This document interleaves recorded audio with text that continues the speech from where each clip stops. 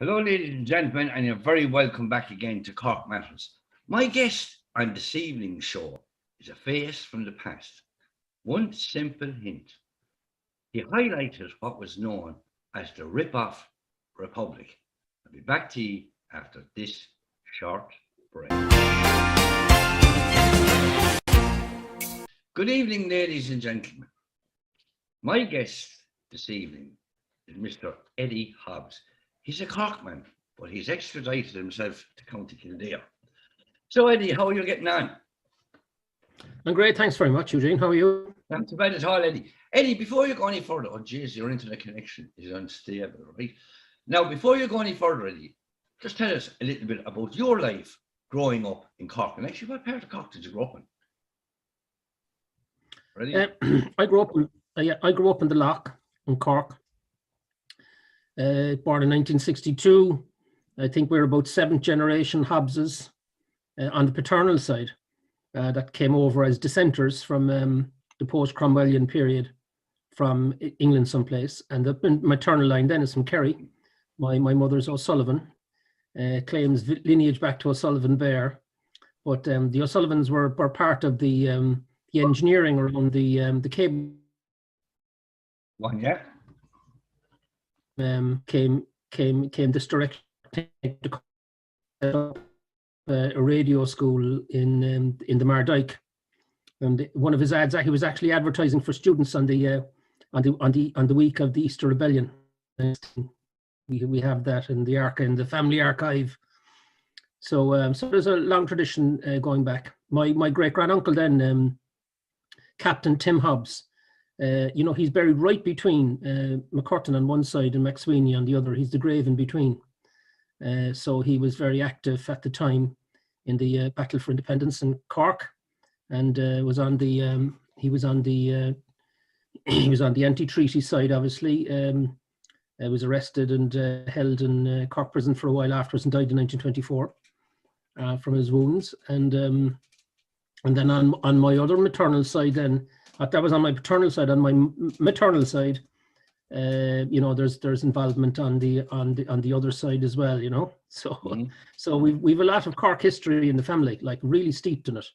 I also have an ancestor, Sam Hobbs, who was I think he was the city engineer, and you'll see him there. He designed and built, as far as I know, Clark's Bridge, going over the Lee there, as you come up towards the courthouse, way back in the 1700s. Yeah. And then we had a Hobbs Lane as well. Right,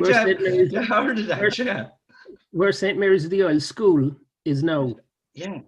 That was Hobbs Lane, and that went into a salt and lime kiln.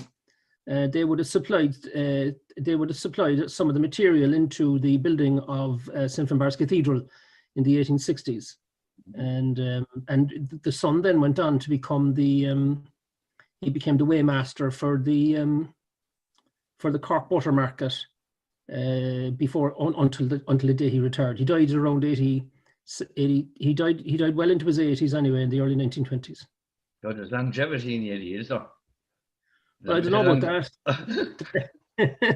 Hey, is it here, right? You grew up in Cork. You grew up in character Cork. You want to follow? What?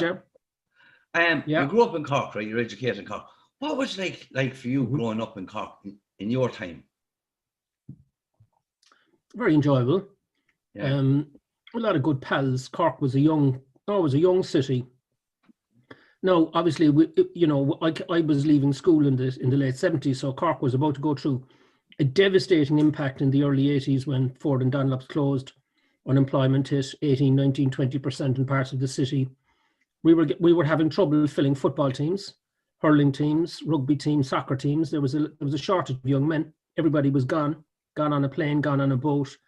It was really a devastating time, I thought, in the early 80s in Cork. But out of all that adversity came punk and heavy metal and all that kind of stuff. So there was a really bit of a cultural revolution going on as well, and Cork was very much part of that. I mean, there was no coincidence that U2's grounding really was in the Arcadia in Cork. That was like their HQ.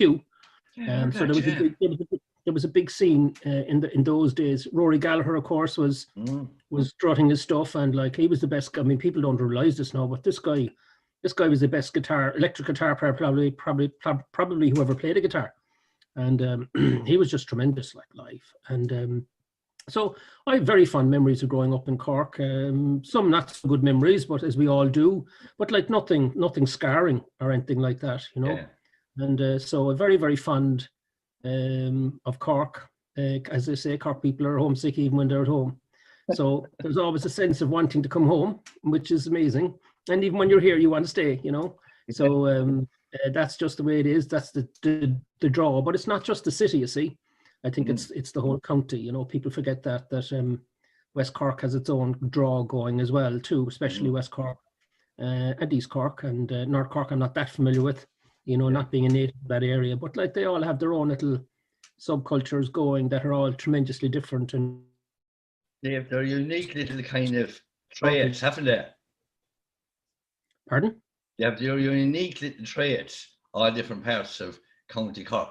You notice in West Cork, you notice in East Cork, there's a big difference in them, in their approach to things and things like that. That's what I found. I'm just saying there's a difference actually, I noticed between the people of East Cork and West Cork. Did you ever notice that in their mannerisms and everything? Yeah, it's very significantly different. I mean, East Cork would have been very much an agricultural strong point, different area, economic area to West Cork. West Cork was, you know, was harder going, I think, you know, because of the landscape and because of the quality of the land, perhaps. But very, very different thing going on, going way back, as you know, to the Kingdom of Desmond, which people forget was one of the last outposts of the Irish, of the Gaelic Irish after the Norman invasion. Of course, they beat back the Normans, but one of the major turning events of the Norman campaign was their loss in the Battle of Callan near Ballydesmond down in Healy-Ray country, when the cream of the Fitzgeralds, basically the Norman royalty were wiped out by the Irish at the Battle of Callan 1261, I think. So like the kingdom, hence the kingdom. So the Kingdom of Cork and Kerry goes way back in time, and I think it has its own thing going. Probably it has a lot to do with trading as well, to Spain, Portugal and North America through those sea routes back in the day. I tell you this, I came on here and I got a history lesson of all things at Hobbs, right? Great thing. Eddie, listen, through your life, you've met people, right? You've read, there's been lines, stories, whatever the case may be, even quotations from songs, Eddie. And to be honest with you, what was it that really influenced you or had influenced your path in life? God, that's a question nobody's ever asked me before.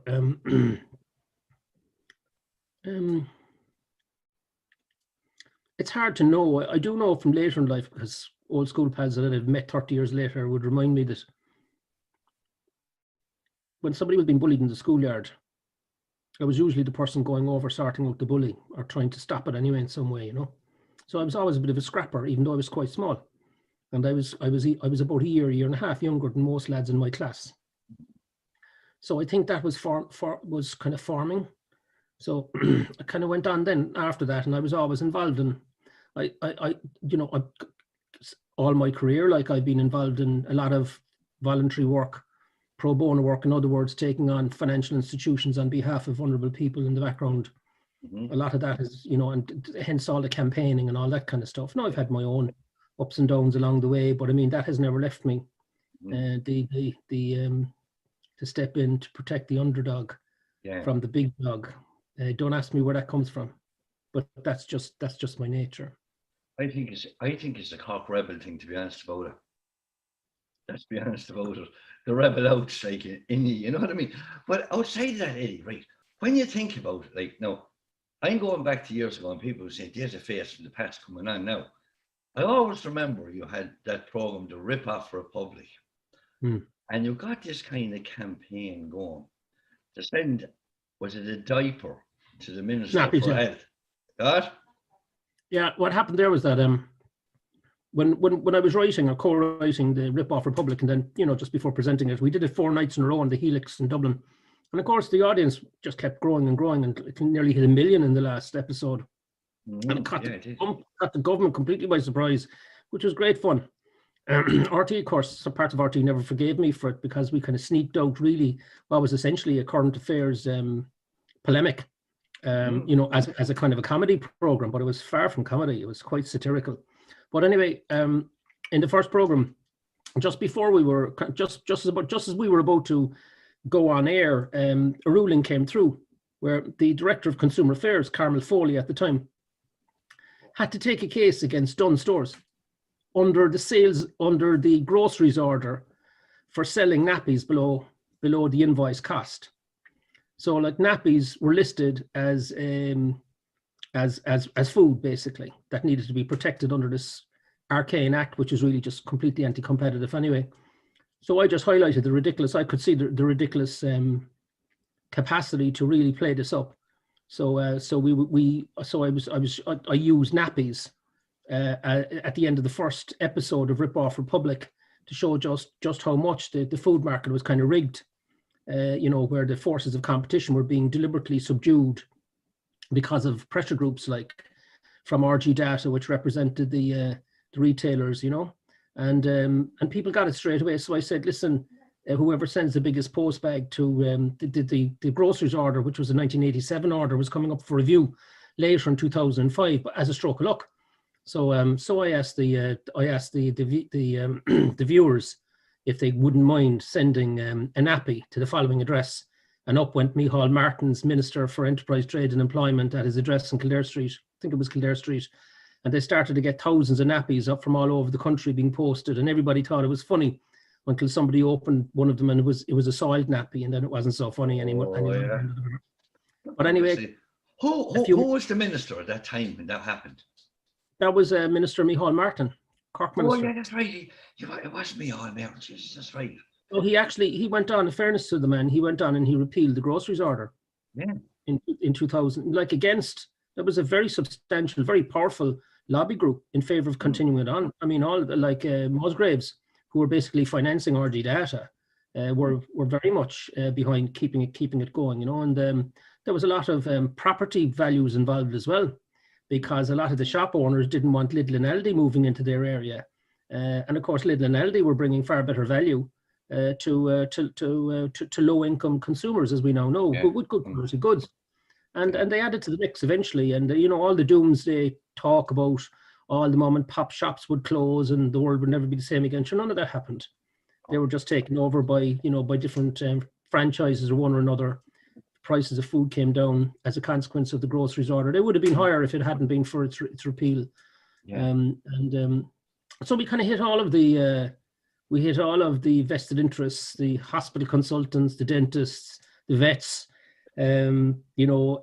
barristers, and of course the publicans, who campaigned against cafe bars. So we had great fun there because we were about to go live on Monday for our first session.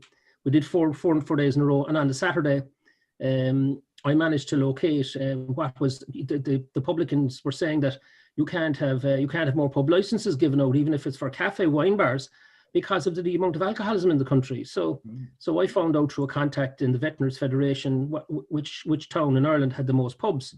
So I took a camera crew down to Athy, lovely sunny Saturday morning, and I did on the basis that there's so many pubs in Athy, then everybody on a Saturday morning should be langers, should be either coming out of being langers, or are on their way to getting langers. So we did drunk tests in the car park in Athy with great fun. Of course, everybody was quite sober, and then we got a brilliant moment on camera when a nun from the local rehab centre, Coonvera, she was just magnificent. Typical old nun, highly intellectual, deeply passionate. Just looked into the camera and said, "Alcoholism in Ireland has nothing to do with the number of pubs." She said, "We use alcohol as an anaesthetic for our feelings," and that was the end of that. Great line. It was perfect. A great line. It was an anaesthetic. Yeah, and that was a perfect end to that little piece of Ripoff Republic. Thanks to the nun. Thanks to the nun, all right, yeah. But now going away from that, Eddie, right, and the people who influenced you, Eddie, And, you know, I see the program Ripoff Republic and how well, like, it did do. There were so many things highlighted. It was unbelievable, right? Now, I know. So what I'm going to say to you, Eddie, is this, that no, actually, it's an amazing question I ask a lot of people. I know the show is called All That Matters, but a day will come in your life and in my life when we are going to pass on to the other side. Now, we'd like to meet our nearest and dearest, our loved ones, but is there anybody, when you get inside the turnstile or the gates or the door or whatever you want to call it, right? If you get past the bouncer, Peter, right, who would you make a beeline to? You mean to want to meet somebody? Well, members of my own family, obviously. Yeah, obviously, yeah. No, outside the nearest and dearest, is there anyone in particular you'd make a beeline for? Yeah, but I lost a very, very close friend of mine when we were young. John O'Kelly's his name. He died at 36 from meningitis, absolutely out of the blue. And there isn't a day that goes by that I don't miss him. He was a very close friend. Yeah. Now, what about in the, we say, the famous world? We say, be it sports stars or rock stars or musicians, whatever the case may be. Is there any famous people gone before you that you'd like to meet? Well, actually, I have quite a deep interest in history, and if there was a character from history I'd like to meet, it's not none of the rock stars of history. I'd like to meet Patrick Ronan Cleburne. Now, Cleburne is a very interesting character. He grew up in Ballincollig. He was the son of a GP in Ballincollig, and he emigrated in the 1850s to the United States, having failed to get into medical school in Trinity. It's a Protestant background, and he ended up, I think, in Alabama, and he became the leading non-native officer in the Confederate forces during the American Civil War. He was killed at the Battle of Franklin in 1864, and he was undefeated. Really, his division, wherever Cleburne's division were, the line held. He died at 36, and I'd love to know what his motives were, what kept him going through all of that, because he did an extraordinary thing in 1863, 1864. He wrote a petition within the Confederate Army arguing for this freeing of the slaves in order to fight for the South. And he was absolutely castigated for doing it on the basis that if the black man, as they called them at the time, could become a proper soldier and fight for the Confederacy, then the whole basis of the war would be broken, which was the idea that the white man was a superior species to the black man. So obviously there was some of a rebel heart in him, and he could see that it was wrong, you know. Well, Eddie, what I'm going to say to you is thank you very much for coming on, right? To be honest about it, I got an insight into the man I watched on the television, the rebel who stood out against the ripoff Republic. And I'll be honest about it, you're a man that actually has a great belief, a great love of history, shall I say. And at that, Eddie, I'd like to say to you, good night, God bless, take care.